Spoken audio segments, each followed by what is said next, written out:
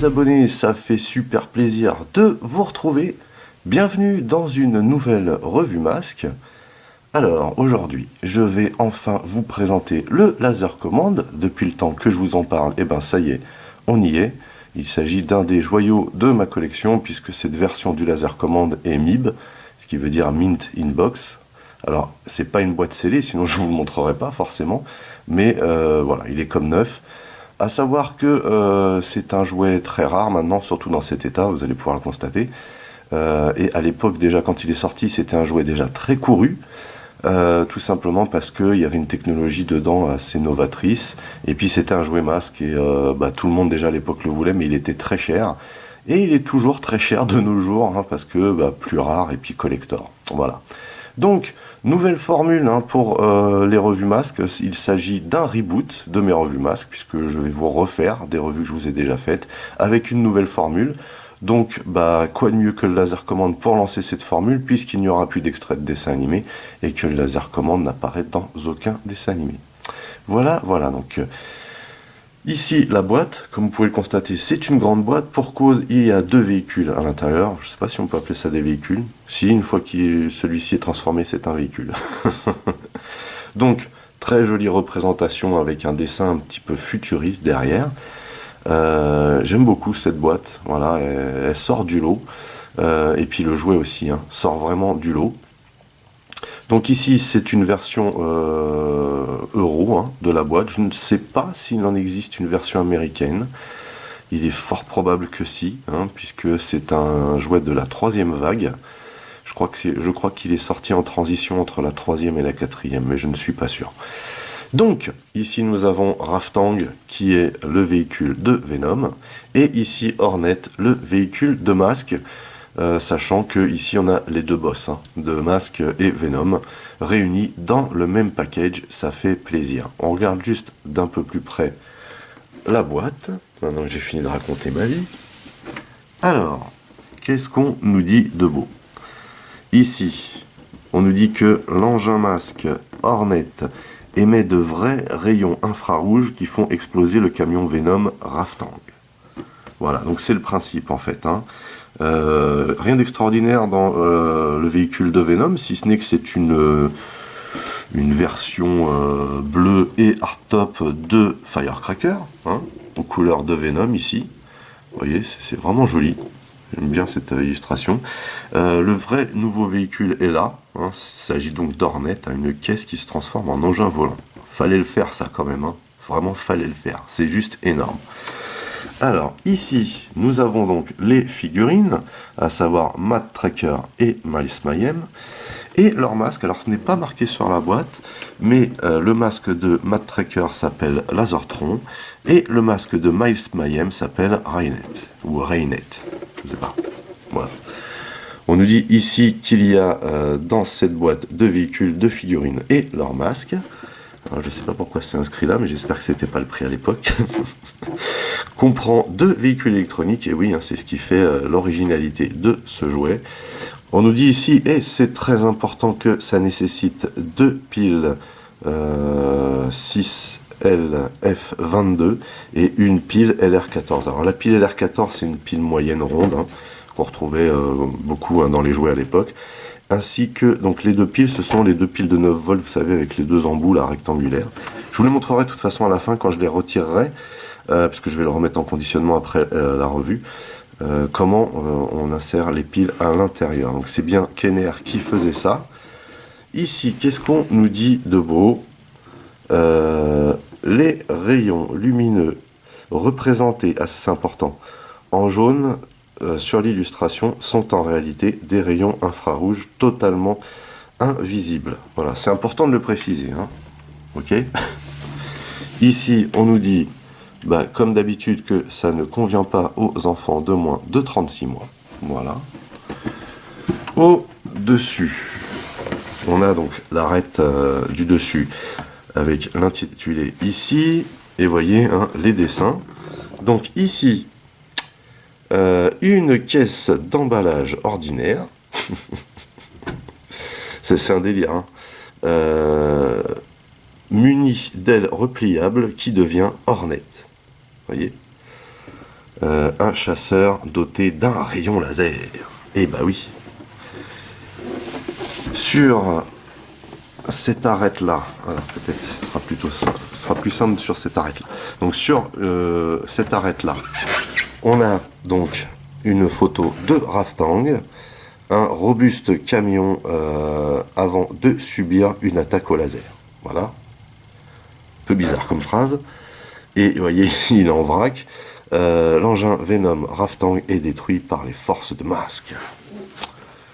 Donc c'était intéressant parce qu'on pouvait jouer quand même avec ce véhicule, hein, mais le délire c'était de le détruire. Hein. Et donc vous voyez, en dessous on a la même chose dans une autre langue, ici la même chose à l'envers dans une autre langue, et au dos, même chose que de l'autre côté, mais pareil, dans une autre langue. Allez, on regarde tout de suite ce qu'il y a à l'intérieur.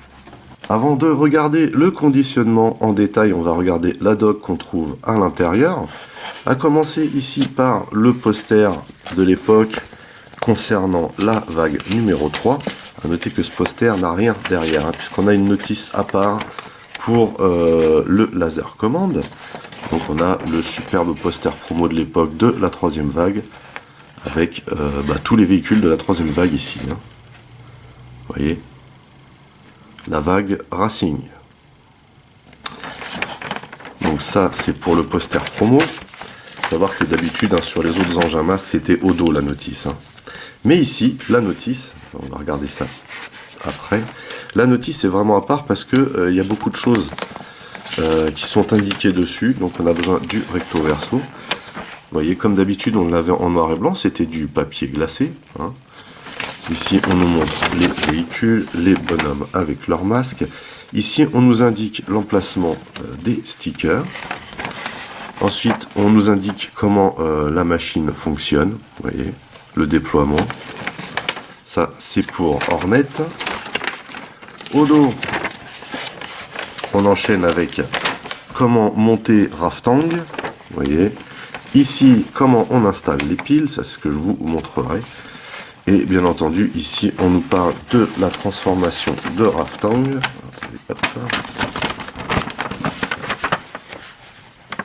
Transformation très très simple. Hein. Pareil ici, donc pour Hornet, le déploiement. Et on vous indique ici comment fonctionne le système infrarouge. Maintenant, on utilise du Wi-Fi, hein, mais à l'époque, l'infrarouge, c'était révolutionnaire, surtout dans les jouets. Hein. Faut le savoir.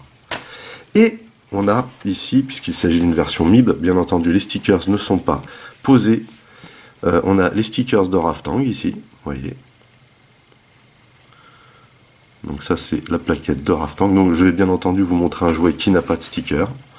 Et ici, les stickers pour Hornet. Savoir qu'il y en a un peu plus sur la caisse, ce qui donnait un aspect un peu plus réaliste. Mais en même temps, on avait l'intérieur et l'extérieur, comme il y a beaucoup de panneaux sur ce véhicule. Donc voilà pour la doc, et voici le conditionnement. Ici, on a Hornet. Vous voyez comment il est positionné à l'intérieur, donc il n'est pas complètement déployé en fait. Hein. En haut, dans les sachets d'origine, on a donc les deux figurines de Matt Tracker et Miles Mayhem, hein, qu'on va regarder en détail. Ici, les roues de Raftang, bah oui, hein, puisque comme il se fait détruire, en fait, on a des parties de la voiture qui se déboîtent avec un système de moteur. C'était juste génial pour l'époque. Ici, on a beaucoup d'accessoires hein, dans un sachet original. Donc là, on a le harnais et le canon de Hornet et la portière de Raftang. Moi, j'ai juste rajouté, vous voyez, des mouchoirs en papier ici pour protéger les parties plastiques transparentes et les chromes. Surtout ici aussi, hein, sur le capot. Je vous montrerai hein, le capot ensuite, comment il est fait. Mais voilà, donc tout est servi dans un magnifique sarcophage en poli. Et franchement, c'est l'idéal hein, pour préserver un jouet déjà comme celui-ci. C'est juste trop bien. On n'a pas beaucoup de poly hein, dans la gamme masque. Les deux qui me viennent en tête immédiatement, c'est Rhino, ce qui permet aussi de bien le conserver. Et on a également, comment il s'appelle, Goliath. Savoir que le poly de Goliath n'est pas dans un super format, en fait, protège pas super bien parce que le camion est vraiment balèze. Donc, je sors tout ça de la boîte, je monte tout et on se retrouve juste après. On va jeter un coup d'œil au personnage en premier, tout simplement parce que comme c'est du mint inbox, vous voyez, mes personnages sont toujours sous plastique scellé. Alors, en ce qui concerne le masque de Matt Tracker, hein, on remarque immédiatement qu'il s'agit du même mold que celui de Rhino. Vous voyez, dans des couleurs différentes. Hein. Sympa cet assortiment bleu ciel avec cette espèce d'orange là. Et puis ici, on a Matt Tracker. Donc j'imagine que le costume est le même également que pour Rhino. Sauf qu'ici, pareil, hein, on a le droit à une recolorisation du costume. Vous voyez. Donc ça, c'est pour Matt Tracker. Et ici, on a Miles Mayhem. Alors même chose, hein. Vous voyez que c'est une recolorisation du costume de Switchblade. Avec le bas en rouge ici et tout le haut en noir, les gants gris. Donc les visages sont toujours aussi bien modélisés. C'est très stylé. Et ici, on a donc le masque Viper, pareil, recolorisé. Vous voyez. Très sympa également dans cette couleur. Très très sympa. En ce qui concerne les véhicules, on va d'abord commencer par Hornet. Donc ici, en configuration caisse. Voilà. Donc c'est du plastique massif. Hein. Ça me fait vraiment penser à un type de plastique qu'on retrouvait vraiment régulièrement dans les jouets de l'époque. Une belle apparence, bien solide, du plastique très dur. Et on voit ici au niveau du mold hein, qu'on a des très beaux effets, vous voyez, pour que ça donne ce fameux effet de caisse comme on le voit ici. Vraiment stylé. Je connais pas un autre jouet qui qui part d'un truc type caisse pour se transformer. Hein. C'est le seul que je connaisse. Alors après, c'est vrai qu'en Transformers, en ce moment, ils font des trucs un petit peu bizarres. Mais en jouet officiel, vraiment, je ne connais pas de...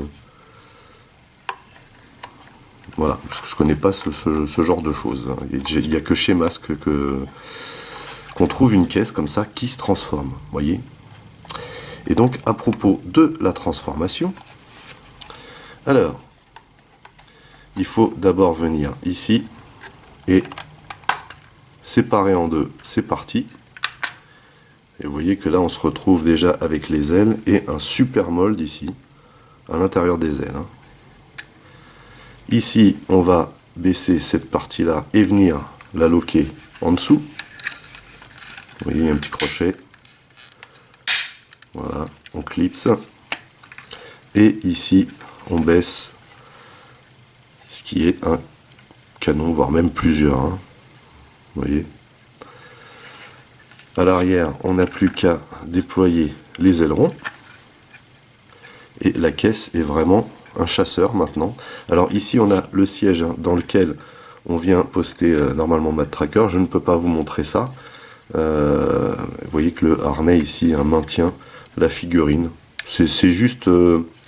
comment dire, ça fait juste très visuel en fait. Hein. Vous voyez. Là, ça se lock ici.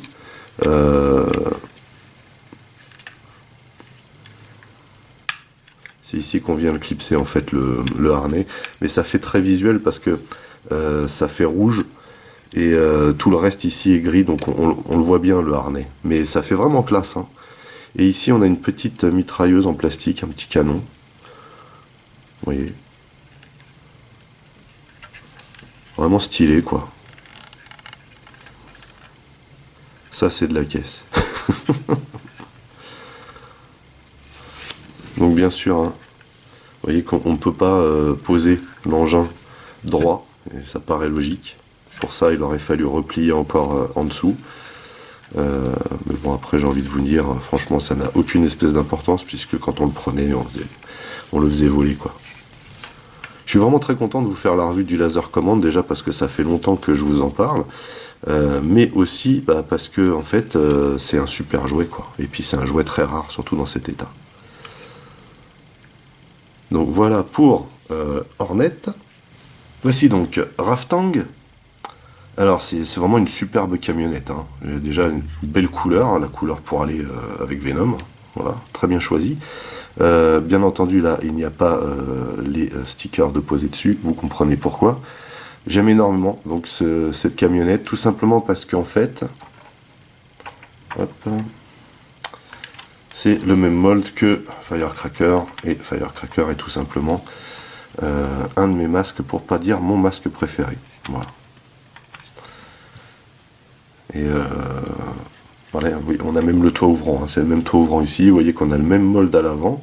Donc là ici, bon, forcément il y a les stickers, mais on a aussi cette partie là. Mais si on regarde bien l'avant, hop, vous voyez qu'il s'agit de la même voiture, hein. Alors peut-être que si ça était en place, ça serait un peu mieux.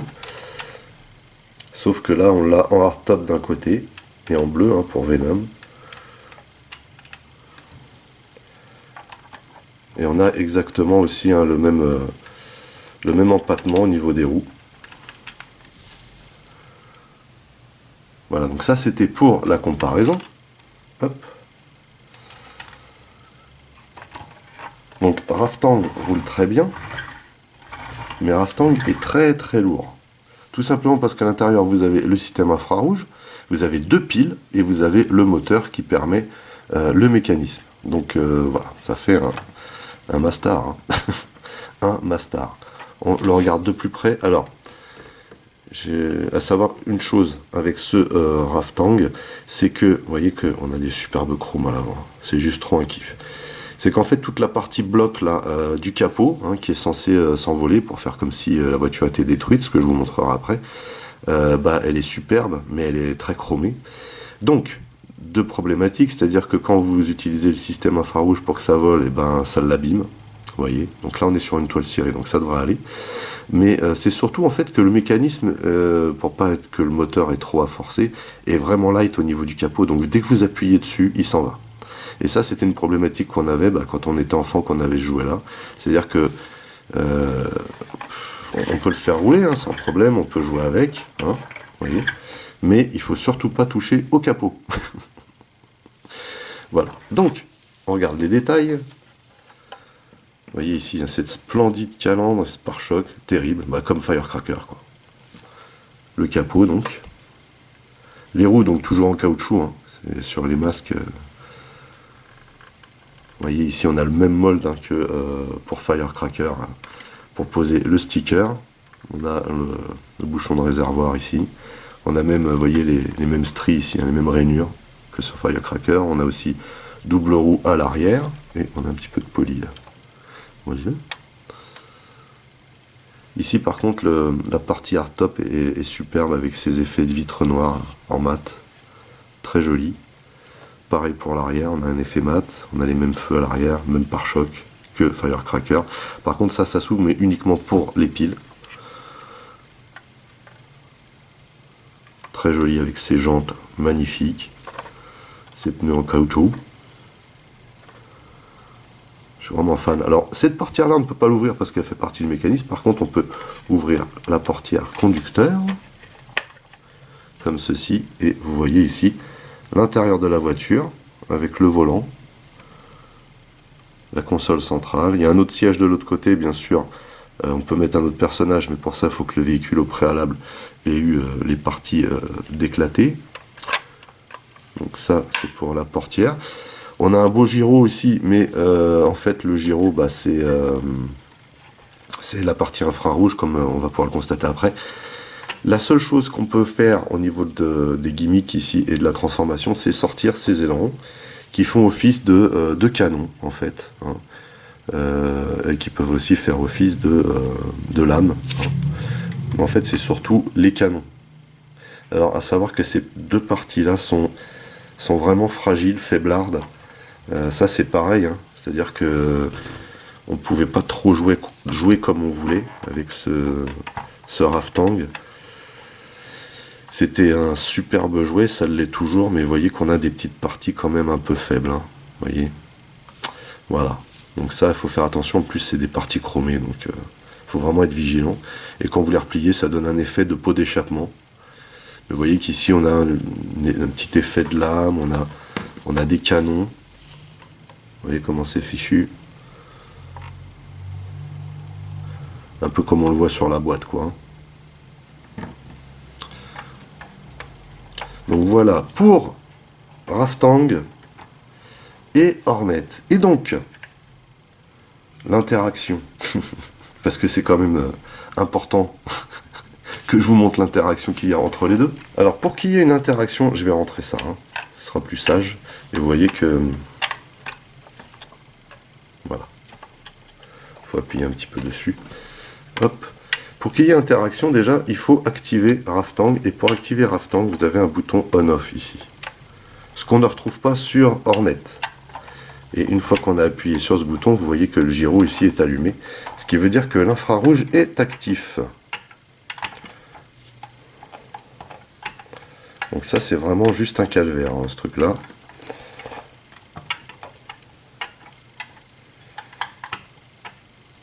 Voilà. Donc, le principe, c'est que Hornet vienne détruire Raftang.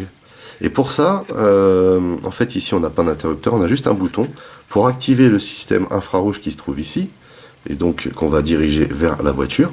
Et vous avez un petit bruit. Alors, je vous préviens tout de suite, le bruit, il casse la tête. C'est censé faire un bruit de rayon laser un peu bizarre, mais ça casse la tête.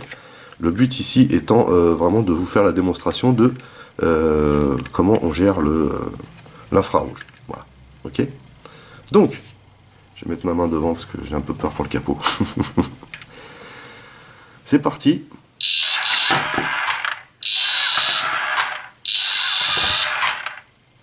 Voilà, voilà. Donc, je ne sais pas si vous avez bien tout suivi, mais voilà, la voiture est dans un piteux état. Alors, pour remettre la voiture en état, on va d'abord clipser les roues ici. Je vous montre un peu le système. Vous voyez, et donc ça vient se loquer à cet endroit, au-dessus là. Vous avez vu comment le capot a valnagué, et forcément, vu le système, ici, c'est normal. Alors, comment est fichu le capot? Ça fait quand même un beau morceau de plastoc ici, et donc c'est ça qui fait qu'il est maintenu, et donc on a une espèce d'écart ici, vous voyez. Mais il fallait vraiment que ce soit light, et bien entendu la partie chromée, comme vous pouvez le constater, peut prendre cher. Donc la portière, elle vient se glisser, vous voyez on a un crochet ici, elle vient se glisser ici, comme ceci, via le crochet, et on la clipse, et on vient juste tout simplement poser les crochets derrière le pare-choc et appuyer pour que ça vienne se loger de cette manière, et on retrouve Raftang dans son état d'origine. Voyez. Donc du coup, je suis très content parce que le jouet marche très bien, malgré toutes ces années. Mais là, vous pouvez comprendre le concept. Du coup, ce que je vais faire, c'est que je vais enlever Hornet du champ, parce que vous voyez que ça fait... comment dire, ça gêne un peu, on voit pas trop pas la transformation, la destruction du véhicule. Je vais enlever Hornet du champ, comme ça je vous le repasse au ralenti pour que vous voyez un petit peu ce qui se passe, ok? Attention les oreilles.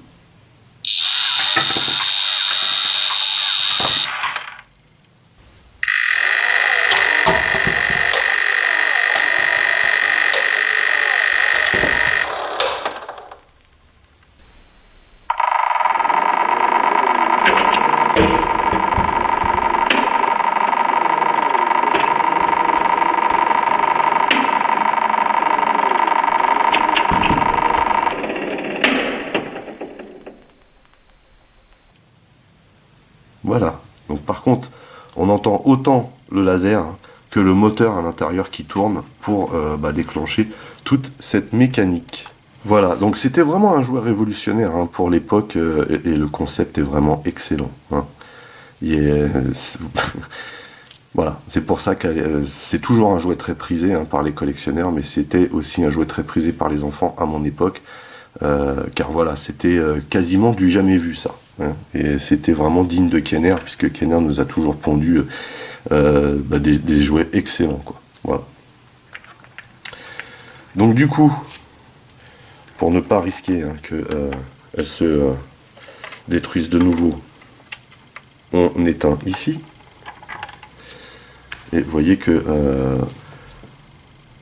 ici on a, comment dire, le Hornet hein, en position d'attaque. Et c'était vraiment très simple de le prendre par l'arrière et voilà, ça fait un bruit un petit peu naze qui casse la tête, mais c'est juste génial quoi. Ce truc d'infrarouge de l'époque, ce qu'on retrouvait dans les télécommandes. Voilà. Du coup, eh ben, on va retransformer la caisse pour la mettre en mode civil. On va rabattre ici les deux ailerons. On va ici rabattre d'abord le canon de l'avant. Ensuite, on va déclipser en dessous et mettre cette partie de la caisse en position. Et on n'a plus ici qu'à déloquer. Alors, vous voyez, c'est vraiment un petit lock ici. Hein. Déloquer et rabattre les deux parties qui servent d'aile pour eh ben, solidariser le tout. Et voilà le travail. Avant de nous quitter, je vais juste vous montrer où se trouvent les piles. Alors ici, sur Raftang, ça vient se ranger à l'arrière via le coffre, hein, le haillon. Et vous voyez, ce que je vous disais, on a l'ALR14 en bas, avec une petite languette en tissu, vous voyez, pour récupérer la pile. Hein. Et on a la pile de 9 volts ici, vous voyez, qui vient se loger ici. Et pareil, on a une petite bande en tissu pour la faire ressortir. Et pour Hornet, ça se passe ici. Et en fait, il faut venir déloger cette partie-là, voilà, tout simplement. Et pas tirer n'importe comment, parce que on a aussi une bande de tissu qui tient ça pour sortir les piles. Donc vous voyez que rien n'était laissé au hasard. Et on a une belle pile de 9 volts ici. La classe. Donc voilà, bah écoutez, c'est tout pour cette revue portant sur le laser command. Encore une fois, j'ai été vraiment super content de vous présenter ce jouet. C'est vraiment un jouet ultra collector, c'est du haut de gamme chez Masque. Et bah déjà, je suis très heureux de l'avoir hein, dans cette condition, parce que vous voyez qu'il est nickel, il est comme neuf, quoi. Et puis voilà, ça fait toujours plaisir de partager ça avec vous. Et grâce à ce fabuleux laser command, j'inaugure donc un reboot de mes revues Masque. Donc restez connectés, hein, parce que du coup maintenant bah, d'autres vont suivre. Déjà on va commencer par celles que je ne vous ai toujours pas faites jusqu'ici. Et puis après on va embrayer avec des anciennes que je vous ai déjà faites, mais avec une nouvelle formule. Par ailleurs, je vous avais dit que je resterais sur une ligne de conduite d'une dizaine de minutes par revue Masque. Voilà. Mais je pense qu'avec un laser command, on va forcément dépasser. Hein. Donc, comme je vous avais dit, je me limiterai pas à 10 minutes si il y a besoin de faire plus. Sur ce, n'oubliez pas d'aller sur Utip pour me soutenir. Également de vous rendre sur les sites de mes partenaires. N'oubliez pas non plus que vous pouvez lâcher des commentaires. Merci de liker. Merci de partager. Pour les nouveaux, surtout, abonnez-vous. C'est super important. Vous pouvez également checker toutes mes autres revues et playlists. En attendant, je vous donne rendez-vous à très très vite pour d'autres revues. Portez-vous bien et à la prochaine. Allez, bye bye.